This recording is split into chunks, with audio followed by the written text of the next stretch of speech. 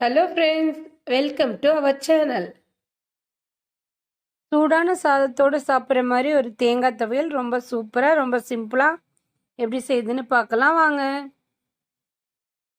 தேங்காய் துவையல் செய்யறதுக்கு அரை மூடி தேங்காய் எடுத்திருக்கேன். இதை நல்லா துருவி எடுத்துடலாம்.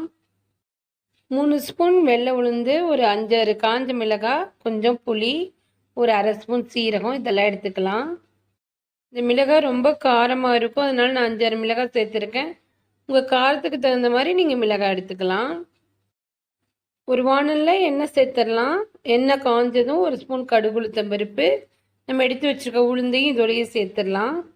உளுந்து நல்லா வறுபட்டு நல்லா ப்ரௌன் கலர் ஆகணும். ஸ்டவ்வை மீடியம் ஃப்ளேமில் வச்சு இதை நல்லா வறுத்து விட்டுடலாம். உளுந்து நல்லா வறுபட்டு ப்ரௌன் கலர் ஆகணும், அது வரைக்கும் நம்ம வறுத்துக்கலாம். நல்லா வறுபட்டுருச்சு உளுந்து. இப்போ நம்ம காஞ்ச மிளகாய் சேர்த்துடலாம். இதையும் நல்லா வதக்கி விட்டுடலாம். மிளகாய் நல்லா வதங்கினதும் நம்ம எடுத்து வச்சுருக்க சீரகத்தை இதோட சேர்த்துடலாம். இதையும் லைட்டாக வதக்கி விட்டுடலாம்.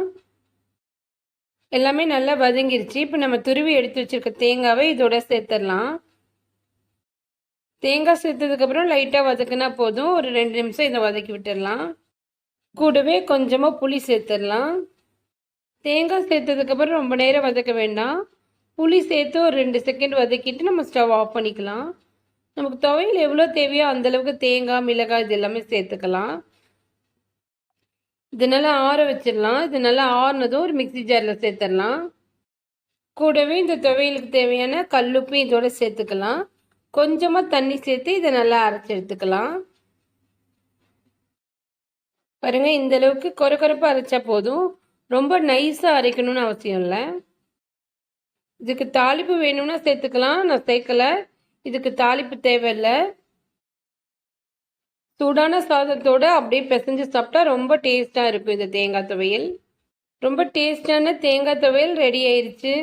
நீங்களும் இதே மாதிரி ட்ரை பண்ணி பாருங்கள் ஃப்ரெண்ட்ஸ். நம்ம சேனல் இது வரைக்கும் சப்ஸ்கிரைப் பண்ணாதவங்க சப்ஸ்கிரைப் பண்ணுங்கள், லைக் பண்ணுங்கள். இந்த வீடியோ உங்களுக்கு பிடிச்சிருந்தா ஷேர் பண்ணுங்கள். தேங்க்யூ.